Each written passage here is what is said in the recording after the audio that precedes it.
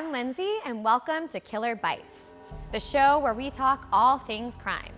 In today's episode, I'm going to tell you about the horrific crime Anthony Ler orchestrated several years ago. Where to begin? A failed marriage, a debt to be cleared, a funeral acting debut, and a 15-year-old hitman? Yeah, we have a lot to cover. It was the year 1998, and Anthony Ler had resolutions. Goals, so to speak. Like any of us do, right? But Anthony's goal? To clear the debt that he'd racked up through his past business ventures and gain full custody of his daughter. Sounds pretty normal, right? Well, trust me, his plan of action was anything but that. Anthony's life had fallen off the tracks, and he wanted to gain control again. He was going through a divorce due to cheating on his wife, Annie, with his old business partner, Belinda. He had 3 business ventures flop, and a daughter, Evelyn, he hardly got to see. Anthony began to believe that it was Annie's fault, that he was at this low point in his life. He began telling Belinda that he would seal Annie's fate himself, so he could have a better relationship with Evelyn, his daughter. If his wife tragically passed, he could take ownership of their home, sell it, and use that money to pay off his debt that he'd racked up from all of his failed business ventures. He began to believe that his new life could not fully begin until his wife's life was ended. And he knew he couldn't do it alone. He needed a hitman. One particular morning, Anthony went to get his McDonald's coffee with a new motive. The usual exchange of casual conversation took an interesting turn, as Anthony began challenging the teenage boys, asking if they had ever committed a crime. The boys didn't take much of what Anthony said seriously because he was constantly smiling and laughing, even when he said things that really weren't funny at all. Anthony then asked hypothetically if any of the boys would ever kill anyone for money, and if so, how much? A few of them said yes, and said they would do it for maybe $100,000, but still thought it was a joke and brushed it off. Anthony started bringing this up more and more in their interactions, and eventually contacted 2 of the specific boys in the group who seemed more interested than the others. He decided to meet up with the boys separately. He first invited a boy named Gavin over to his apartment who was only 15 years old. Anthony told him that he would match his price of $100,000 and that he could give it to him in monthly payments of $2,000 for the next 50 years. Gavin got freaked out when Anthony began to get serious about all of this, and being only a teenager, suggested that someone else do it, like a professional hitman. But Anthony put it right back on him, telling him to find a hitman for him if Gavin couldn't do it. Now, obviously, a 15-year-old is not going to know where to find a hitman. Yeah, Gavin was not set up for success on this one. When Gavin told Anthony he could not find a hitman for him, Anthony told him that he had to be the one to end his wife's life. He invited him to come over to his apartment to teach him the exact weapons and methods to use to attack Annie. He also gave Gavin a list of very specific instructions, like what kind of gloves to wear, supplies to buy, and where to hide the evidence after. During this process, Gavin became scared and backed out entirely. Gavin's friend was the other target of interest to Anthony. His name has been protected due to his young age, so we will call him Z. Z and Anthony had met up once to go over details, and another time to practice using the blade on his wife by slashing through a roll of newspapers. It was May 21st, around 10 p.m., when Anthony called Z on a hand phone he had given him to carry out the plan of action.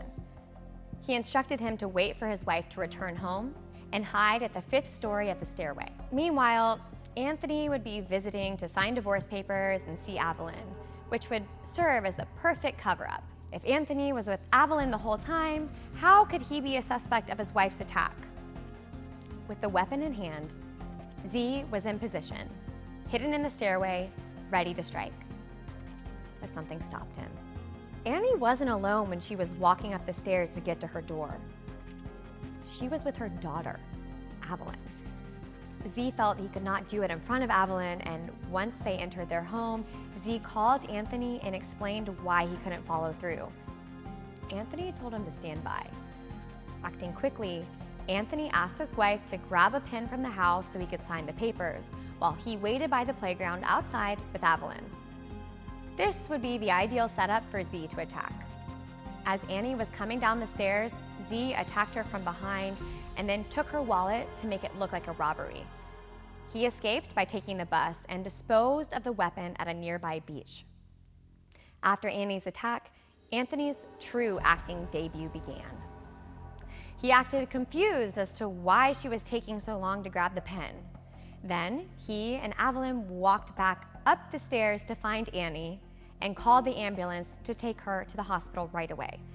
Unfortunately, there was not much doctors could do for her at that point, and Annie passed away at about 1 a.m. the following morning. After this, the police began investigations immediately, and Anthony's apartment was searched, as well as the scene of the crime. In the stairway where Z attacked Annie, the only piece of evidence found was a torn front page of a newspaper. This was leftover newspaper that Z had from covering the knife after he used it to dispose of it and prevent evidence from being spread. When interrogating Anthony, the police described their experience with him as difficult, calling him hostile and aggressive. Through it all, Anthony claimed he and Annie still loved each other. The police were super suspicious because Anthony was not pushing for the true killer to be found and justice to be served. This made him one of the top suspects. A few days later, Anthony put on quite the act in front of friends and family as he laid in front of Annie's coffin at her funeral and sobbed. When reporters came to the funeral to interview Anthony, he admitted he had been unfaithful and a bad husband, but described Annie as being an angel throughout it all. After comparing evidence from the crime scene and looking through Anthony's apartment, the authorities found a newspaper in his home that had the front page torn out. Of course, Anthony lied and said he had no idea why the page was missing. But police put two and two together and realized it matched the piece that was torn and left at the spot where Annie was attacked. On May 18th, 4 days after Annie's passing, the police questioned people who were known acquaintances of Anthony's, which were the 15-year-old boys, Gavin and Z. I guess people had seen them talking at McDonald's often and thought they might have some insight on what happened.